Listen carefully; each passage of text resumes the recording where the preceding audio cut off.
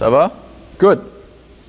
Alors, ce matin, je vais vous parler de une des grandes questions existentielles, une des grandes objections que les gens ont contre Dieu, le christianisme. C'est la question de pourquoi y a-t-il tant de souffrance et de mal dans le monde? Si vous avez parlé à des gens qui n'étaient pas chrétiens, de Dieu, de Jésus, moindrement, je suis presque certain que cette question-là est déjà sortie comme objection. Si c'est jamais sorti, c'est probablement parce que vous n'avez pas assez parlé au monde. Vous en parlez pas assez, mais cette question-là, c'est probablement une des plus grandes objections que les gens ont contre Dieu, contre le christianisme. C'est ce dont je veux vous parler ce matin. Pourquoi y a-t-il tant de souffrance et de mal dans le monde? On ne peut pas passer à côté des souffrances, le nombre de souffrances qu'il y a dans le monde. Dans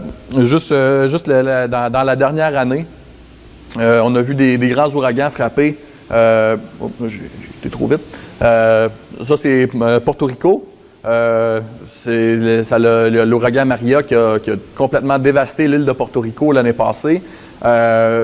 Ils s'en ont pas remis encore, Porto Rico. Il y a encore des gens qui n'ont même pas d'électricité encore. Puis, imaginez-vous donc, ils s'en ont pas encore remis de la dernière saison des ouragans. Et la saison des ouragans est déjà recommencée. Ça se pourrait qu'il y en ait un autre qui frappe encore avant même qu'il soit remis de la dernière. Ça, c'est l'île de Saint-Martin, où là aussi, ça a été complètement dévasté. La ville de Mexico, un gros tremblement de terre qui a été, ça a été, je pense, l'été ou l'automne dernier. Ça a été un gros tremblement de terre. Il y a eu ça a beaucoup dévasté la ville. Puis, tu sais, c'est beau de voir des bâtiments, mais imaginez-vous s'il y a des gens, là.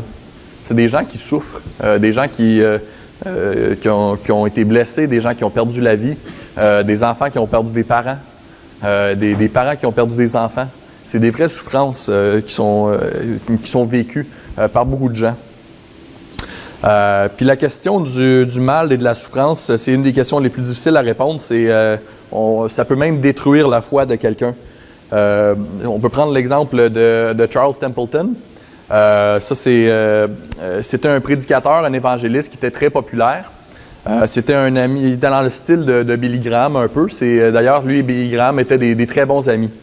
On les voit sur la photo. À gauche, c'est Templeton. Et à droite, complètement, c'est Billy Graham. Au milieu, je ne sais pas trop c'est qui. Je ne sais pas si je devrais savoir c'est qui. Mais bon, c'est ça. On voit Templeton à gauche. C'était tout un prédicateur. Les gens pensaient qu'un jour, il finirait par dépasser Billy Graham en termes de popularité. Mais ceci étant dit, il a commencé à avoir un peu de doute sur sa foi. Puis il a fini par se retirer de son ministère. Puis par la suite, il a dit il s'est dit être un agnostique. Quelques années avant sa mort, il a écrit un livre qui s'appelle Farewell to God, Adieu à Dieu. Ça se dit moins bien en français. Adieu à Dieu, les raisons pour lesquelles j'ai rejeté la foi chrétienne. Puis dans une entrevue à la fin de sa vie, on lui a posé la question suivante. Y a-t-il une chose en particulier qui vous a fait perdre votre foi en Dieu? Et puis, il a répondu en disant, c'était une photo dans le magazine Life d'une femme noire en Afrique du Nord où il y avait une sécheresse dévastatrice. Cette femme tenait son bébé mort dans ses bras et regardait au ciel avec un visage complètement abattu. Je l'ai regardé et je me suis dit, est-il possible de croire qu'un créateur aimant existe réellement quand tout ce dont cette femme avait besoin était de la pluie? Comment est-ce qu'un Dieu d'amour pourrait-il faire ça à cette femme? Qui contrôle la pluie? Qui contrôle la pluie? Pas moi, pas toi, c'est lui. Du moins, je croyais que c'était lui.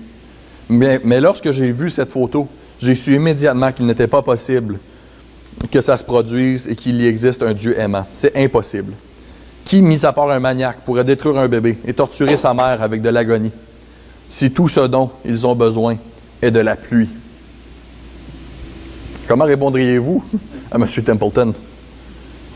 C'est quand même valide comme argument. Épicure, un philosophe grec, a dit Soit Dieu veut abolir le mal, mais ne peut pas, soit qu'il le peut, mais ne le veut pas, soit qu'il ne le peut et ne le veut pas. S'il le veut, mais ne le peut pas, il est impotent. S'il le peut, mais ne le veut pas, il est méchant. Mais si Dieu peut et veut abolir le mal, pourquoi y a-t-il du mal dans ce monde? Encore là, pas une mauvaise question. Peter Kreeft, un théologien chrétien, dont je me suis beaucoup servi de la recherche pour préparer ce matin, lui-même a dit « La question du mal et de la souffrance est sans aucun doute le meilleur argument contre l'existence de Dieu. » Donc, même quelqu'un qui est chrétien comme Peter Kreeft, lui-même, il dit « Non, la question du mal et de la souffrance, c'est vraiment une très bonne question qu'on ne doit pas juste mettre de côté quand on parle aux gens. C'est une question qui doit être répondue. Et c'est parce que c'est vraiment un excellent argument. Mais on va tenter d'y répondre ce matin. Plusieurs essayent d'expliquer l'existence du mal de plusieurs manières. L'athée va dire que c'est tout simplement parce qu'il n'y a pas de Dieu.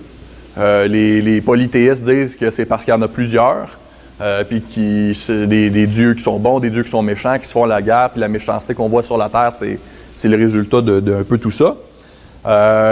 Puis le panthéisme disent que c'est parce que Dieu est un peu comme un blob, il est en tout et partout.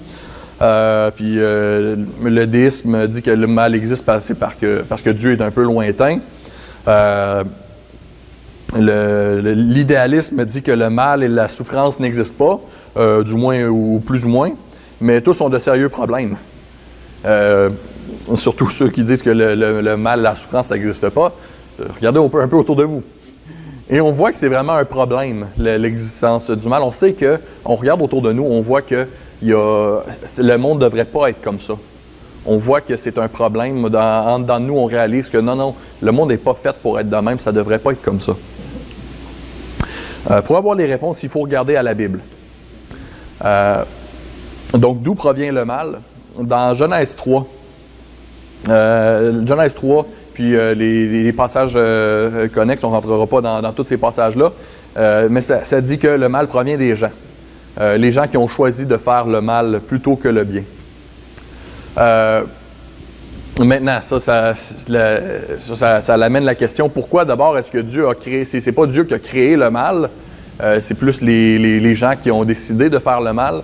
Pourquoi est-ce que Dieu a donné l'occasion aux gens de faire le mal? Pourquoi est-ce que Dieu a créé la possibilité de faire le mal? Parce que ça, oui, Dieu a créé la possibilité de faire le mal. La raison, c'est parce que sans le choix, il n'y a pas d'occasion de faire, il n'y a pas d'occasion pour l'amour. Et l'amour, c'est la plus grande valeur qui existe. Si Dieu n'avait pas donné le choix aux gens au tout début entre faire le bien et faire le mal, les gens avaient tout simplement eu l'occasion de juste faire le bien, les gens auraient été comme des robots.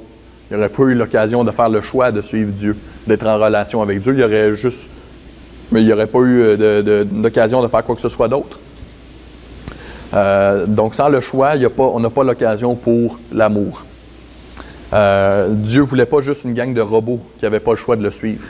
Il voulait des gens qui choisiraient malgré le choix de choisir de l'opposé. Donc, c'est pour ça que Dieu a donné l'occasion aux gens de faire le mal. Parce que sans le choix, il n'y a pas d'occasion pour l'amour. Maintenant, pourquoi est-ce que Dieu permet-il autant de souffrances dans le monde? Parce qu'il y en a beaucoup des souffrances dans le monde. On n'a pas besoin d'aller voyager loin, on n'a pas besoin d'aller dans les pays du tiers-monde pour en voir. On peut aller juste dans nos villes et on voit des gens qui souffrent, des sans-abri, on voit des gens qui sont pauvres, on en voit un peu partout. Pourquoi est-ce que Dieu permet-il autant de souffrances dans le monde? Eh bien, je vais donner quelques raisons. Parce que souvent, nous sommes la cause de nos propres souffrances. Beaucoup des souffrances qu'on vit, c'est nous autres qu'on se les cause nous-mêmes. Ça me fait penser, je parlais avec mes grands-parents hier. Mon grand-père me parlait d'une dame qui a fumé toute sa vie, et puis là, elle a le cancer des poumons. Et puis là, les gens autour d'eux sont en train de prier pour que Dieu la guérisse. Ce qui peut arriver, certainement. J'y crois de tout mon cœur. Mais ce qu'il ne faudrait pas faire, après ça, c'est d'arriver et de dire « Ah, ben Dieu, tu sais, t'as pas d'allure, t'es pas correct d'avoir donné le cancer du poumon à cette dame-là. » Non, c'est cette femme-là qui s'est causé le cancer des poumons en fumant pendant autant d'années. Ça, j'ai pas vraiment de misère à dire ça. C'est pas pour dire que toutes les souffrances qu'on vit, c'est nous-mêmes qui nous les causons. Je veux pas aller là, comme l'exemple de la dame tantôt qui était en train qui était dans une sécheresse, dans une famine. Je veux pas dire que c'est sa faute du tout. Mais certainement, il y a beaucoup des souffrances dans nos vies. Puis si vous regardez en arrière, les souffrances que vous avez vécues, souvent, c'est des choses que vous êtes causées vous-même. Moi, je peux dire pour ma part, beaucoup des souffrances que j'ai vécues, c'était des mauvais choix que j'ai faits. Ça a été des stupidités. Puis j'ai subi les conséquences plus tard. Parfois aussi, on ne peut pas comprendre le pourquoi de nos souffrances parce qu'on n'est pas aussi intelligent que Dieu. Ça vient nous choquer, hein? Moi, je ne vais pas me dire que je ne suis pas aussi intelligent. Non, on n'est pas aussi intelligent que Dieu. On continue, dans la science, on continue toujours à découvrir des nouvelles choses. Puis dans 500 ans, on va continuer à avoir découvert des nouvelles choses. Si dans 5000 ans, si Jésus n'est pas revenu, on va continuer à avoir appris tout plein de nouvelles choses. Vraiment, on va continuer à apprendre des choses que Dieu savait déjà. Et Dieu, ça fait depuis l'éternité qu'il connaît ces choses-là. Toutes les lois de la science, c'est Dieu qui les a écrites. C'est vraiment... On n'arrivera jamais à bout de ce que Dieu sait. Donc, on n'est pas aussi intelligent que Dieu. Même la race humaine toute entière, on n'arrive pas à la cheville de l'intelligence de Dieu. Donc, parfois, on ne peut pas comprendre le pourquoi de nos souffrances. Parce qu'on n'est pas aussi intelligent que Dieu. Pour vous donner un exemple de comment ça peut fonctionner, imaginez-vous quelqu'un qui arrive, un chasseur qui est dans le bois, et puis là, soudain, qu'il voit un ours qui est pris dans un piège.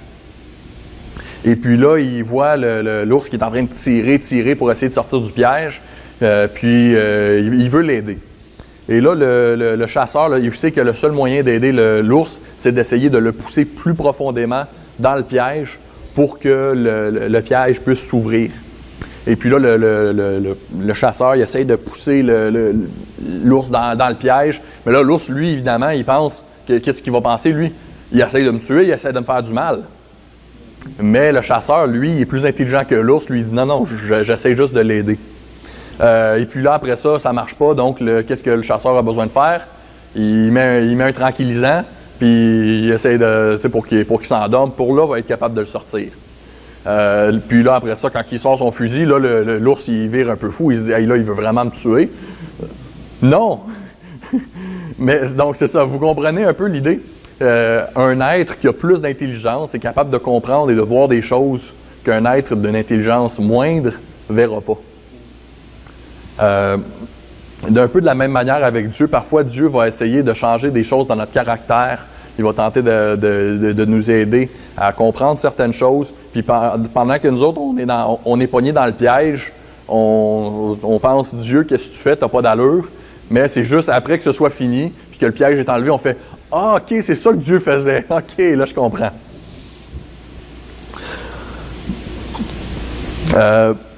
Ce qui m'amène au prochain point, c'est que Dieu peut se servir de nos souffrances pour qu'on se tourne vers lui. Il n'y a pas de plus grande bonté dans le monde que de connaître Dieu. Il n'y a rien de mieux dans ce monde que de connaître Dieu. Oubliez la santé, oubliez la richesse, oubliez tout le reste. La meilleure chose au monde, c'est de connaître Dieu. Et c'est un peu le... c'est drôle parce que moi et ma femme, on parlait beaucoup cette semaine de l'évangile de la prospérité. Puis, tu sais, c'est l'argument qui sort tout le temps, c'est que les gens disent « Oui, mais tu sais, Dieu est bon. Pourquoi est-ce que je ne peux pas avoir une nouvelle voiture? Pourquoi est-ce que je ne veux pas tout le temps être guéri? Dieu est bon pourtant. La plus grande bonté du monde, c'est de connaître Dieu et de le connaître de mieux en mieux. Donc, s'il faut que Dieu, parfois, il hypothèque notre santé, ou parfois ça va être temporaire, parfois ça va être permanent, pour qu'on puisse le connaître mieux, Dieu va le faire, parce qu'il n'y a pas la plus grande bonté dans le monde que de le connaître. S'il faut qu'on perde les richesses, pour qu'on puisse le connaître, je parle des richesses matérielles, Dieu va le faire, parce qu'il n'y a pas de plus grande bonté dans le monde que de connaître Dieu. Dieu va parfois se servir de nos souffrances pour qu'on se tourne vers lui. Et finalement aussi, pourquoi est-ce que Dieu permet autant de souffrances dans le monde? Dieu pourrait nous poser la même question. Pourquoi est-ce que toi, tu permets autant de souffrances dans le monde? Ça, on peut pas passer à côté de cette question-là. Chacun d'entre nous, je pense, peu importe les moyens qu'on a, puis je réalise qu'on n'a pas tous les mêmes moyens dans la salle. Peut-être certains ici, on vit un peu plus aisément que d'autres. Mais la réalité, c'est que probablement, chacun ici, on serait capable d'en donner plus pour les gens qui n'en ont pas, les gens qui souffrent, les gens qui sont dans le besoin. Et Dieu pourrait nous poser la même question. Pourquoi est-ce que toi, tu permets autant de souffrance dans le monde? Moi, je suis convaincu que si on prenait toutes les richesses juste en Amérique du Nord, si tous les gens qui en ont trop, que ce soit un milliardaire qui passent leur vie tout à ramasser toutes leurs richesses, ou juste les gens ordinaires comme nous autres, puis on décidait tous de donner aux gens qui n'en ont pas, puis on servait de tout notre argent pour bâtir des bonnes maisons pour les gens qui sont pauvres, pour ramener la nourriture aux gens qui n'en ont pas. On serait capable d'arrêter là, du moins de pallier à toutes ces famines-là. Dieu pourrait nous poser la même question. Donc, une des grandes raisons pour la souffrance dans le monde, c'est nous. On fait rien pour aider la souffrance dans le monde. Et on pourrait en faire beaucoup plus.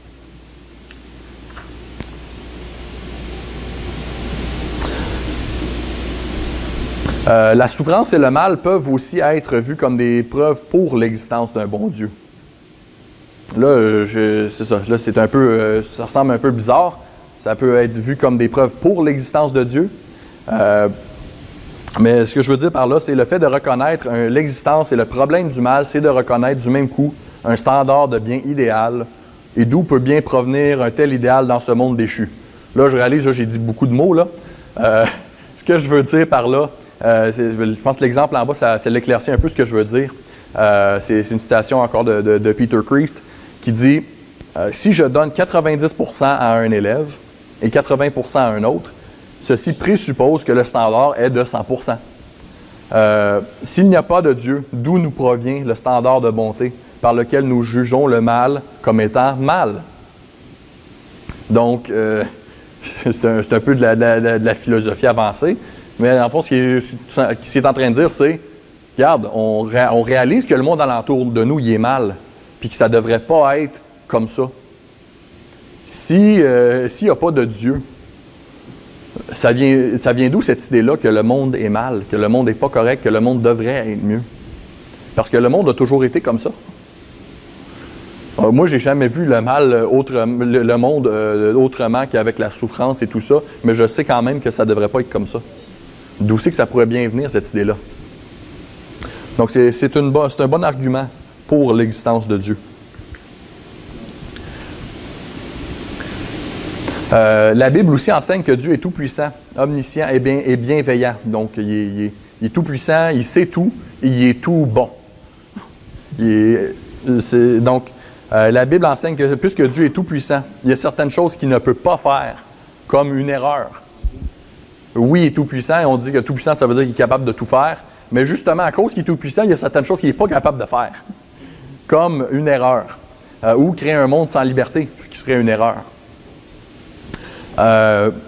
Dieu aussi, il connaît tout, il sait tout, il connaît le futur, il connaît aussi le résultat de nos souffrances. Il a déjà prouvé qu'il pouvait faire le bien à partir des situations les plus difficiles.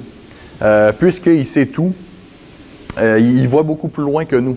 Un peu comme tantôt quand je parlais avec le chasseur et l'ours qui est pris dans le piège. L'ours, lui, tout ce qu'il sait, c'est « je souffre en ce moment. Je souffre maintenant. » Mais le chasseur, lui, a une vision un peu plus de l'avenir.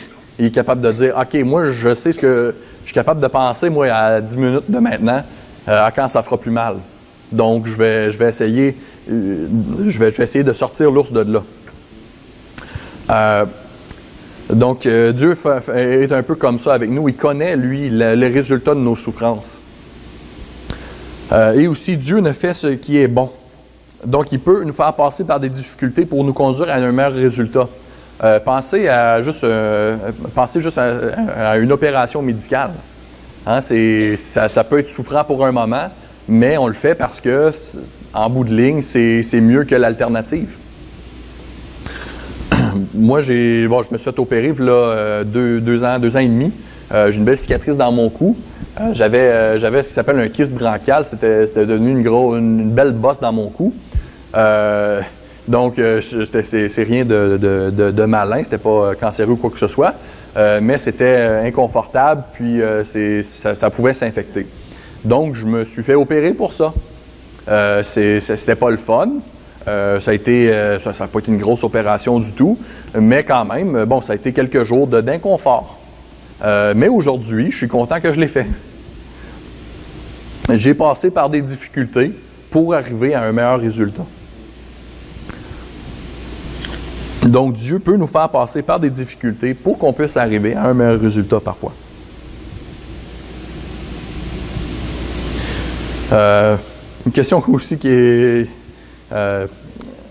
c'est une autre question aussi que les gens peuvent poser, c'est en disant, par rapport à la justice de Dieu. Hein, Dieu est juste, et puis il y a beaucoup de mal dans le monde. Pourquoi est-ce que Dieu ne prend pas justice à ces gens-là, les gens qui font le mal? Mais la réponse, c'est parce qu'il est aussi patient et bon envers les gens. Mais il nous promet qu'il va rendre toute justice un jour.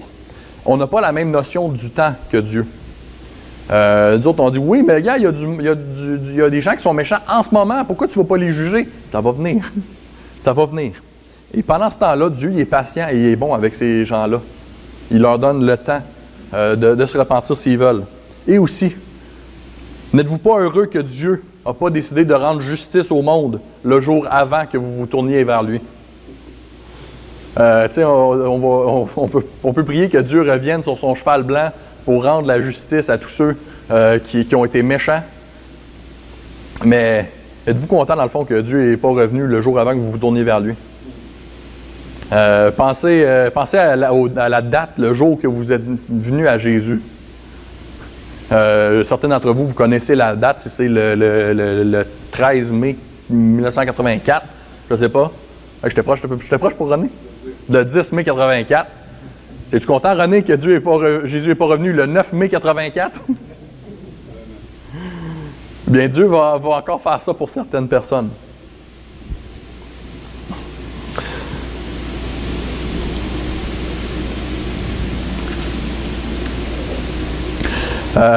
Pourquoi est-ce que de mauvaises choses arrivent à de bonnes personnes? Ça, c'est une autre façon que les gens vont poser la question. Pourquoi est-ce que de mauvaises choses arrivent à de bonnes personnes? La réponse, c'est parce qu'il n'y a pas de bonnes personnes. Il n'y a pas de bonnes personnes. Ma femme, c'est la meilleure personne qu'il y a ici, mais je suis désolé, tu n'es quand même pas une bonne personne selon le standard de Dieu. Mais c'est la meilleure personne qu'il y a ici, sans aucun doute. Moi, je ne suis pas une bonne personne. René, tu n'es pas une bonne personne. Grampy, tu n'es vraiment pas une bonne personne. Il y avait juste une bonne personne sur la terre. Et c'est Jésus.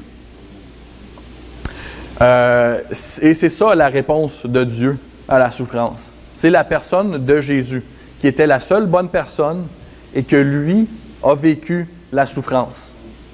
C'est la réponse de Dieu, la réponse ultime de Dieu à la question de la souffrance. Dieu a pris la situation la plus souffrante et mauvaise du monde et l'a fait tourner en bien. Quand Jésus est mort sur la croix, tout semblait perdu. Le Fils de Dieu lui-même était mort. Tout semblait sans espoir. Puis non, bien au contraire, c'était pas la défaite de Dieu, bien au contraire, c'était la victoire ultime de Dieu.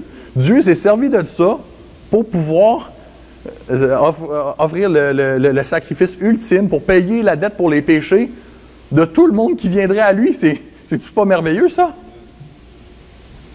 Dieu a pris la situation la plus souffrante, la plus mauvaise du monde, puis il l'a fait tourner en bien. Jésus a vécu la souffrance et il la vit encore avec nous. Il ne nous a pas donné un placebo ou de bons conseils, il s'est donné lui-même. Il est venu, il est entré dans le temps de la souffrance. Dans nos larmes, dans nos attentes, dans notre solitude agonisante, dans nos cris de « Mon Dieu, pourquoi m'as-tu abandonné ?» Il est venu jusque dans ce cri même.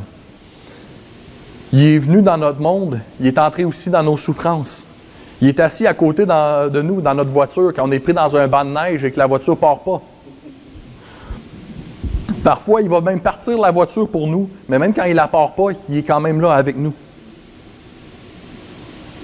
Il est là, c'est la seule chose qui importe. Si on est brisé, il est brisé avec nous. Si on est rejeté, si les gens nous détestent pour le bien qu'on fait et non pour le mal qu'on fait, et lui, il le vit avec nous et il a vécu avec nous. Il a été méprisé, rejeté par les hommes. Si on pleure, si on dit « Ah non, je ne suis plus capable d'en prendre », lui, Jésus, il a été un homme de douleur, habitué à la souffrance. Si les gens se détournent de nous, les gens se sont détournés de lui comme un lépreux. Si notre amour est trahi, si nos relations les plus proches sont brisées, lui aussi, il a aimé et il a été trahi par ceux qui l'aimaient. Et comment est-ce qu'il nous regarde aujourd'hui? Avec une tristesse continuelle, mais jamais avec mépris. On ajoute à ses blessures, il y a 1900 clous dans la croix. Et nous, ses bien-aimés, pour lesquels il désire et soupire passionnément, on est constamment distant et froid envers lui. Et pourtant, il s'assoit près de nous, pas non seulement dans nos souffrances, mais aussi dans nos péchés. Il ne se détourne jamais la face de nous. Peu importe combien nous autres, on détourne nos faces de lui. Il endure nos gales, nos cicatrices, nos injures, nos cris, notre haine, notre méchanceté, tout pour pouvoir être avec nous. Est-ce qu'il descend dans nos enfers? Oui. Corrie ten Boom, dans un camp de prisonniers nazis, a écrit « Peu importe la profondeur de notre obscurité, il est encore plus profond. Il est venu dans la vie et la mort, et il vient encore. Il est encore ici. Il est ici, il est en nous, et nous sommes lui, nous sommes son corps. Il est emprisonné avec les chrétiens en Somalie, il est torturé en Syrie. C'est l'homme le plus oublié de la terre, c'est celui qu'on aime haïr. Il pratique ce qu'il enseigne, il tend l'autre joue à nos claques. C'est ce que l'amour est, c'est ce que l'amour fait, c'est ce que l'amour reçoit. L'amour, c'est la raison pour laquelle il est venu pour nous. Les mouches qui tournaient autour de la croix, les coups de marteau et dans les clous qui ont percé sa chair, les injures, la haine qu'il a reçue, tout était par amour. Dieu est amour, comme le soleil est feu et lumière. Il ne peut pas s'arrêter d'aimer autant que le soleil ne peut pas s'arrêter d'être chaud et de briller. Dorénavant, quand on reçoit les marteaux de la vie, nous donner des coups sur nos têtes et sur nos cœurs, on peut savoir et on doit savoir qu'il est ici, avec nous à encaisser les coups. Chaque larme versée est aussi une de ses larmes. Il les partage. Peut-être qu'il ne les essuie pas tout de suite, mais il les partage avec nous. La réponse de Dieu à la souffrance, c'est Jésus. Ce n'est pas un argument, c'est une personne. Comment est-ce que Dieu peut supporter toute la souffrance qu'il y a dans le monde? Il l'a déjà fait. Il l'a fait. Sa réponse au problème de la souffrance, ça a été de descendre directement dedans, de la vivre, de l'expérimenter, de l'avaler et de la digérer. Comment est-ce que Dieu peut supporter toute la souffrance dans le monde? Il l'a déjà fait. Et il l'a fait pour nous. Et c'est ce qu'on va faire dans la deuxième partie ce matin, quand on va prendre le pain, on va prendre la coupe, c'est pour se rappeler de comment Jésus a souffert et il l'a fait pour nous. On va se rappeler de son corps qui a été brisé, de son sang qui a été versé dans le pire 24 heures qu'une personne a vécu dans l'histoire du monde. Jésus a supporté toute la souffrance qu'il y a eu dans le monde. C'est ça la réponse de Dieu à la souffrance dans le monde. C'est la personne de Jésus même. On va prier. Merci Seigneur Jésus parce que tu es venu dans le monde puis tu as vécu la souffrance. Tu n'es pas assis en haut sur ton trône à nous regarder puis à bien vivre pendant que nous on souffre. Tu es descendu puis tu as vécu tout ça avec nous puis tu le vis encore avec nous aujourd'hui. Merci pour ça Seigneur. Merci pour cette Église. Merci pour ces gens qui sont réunis ce matin, avec qui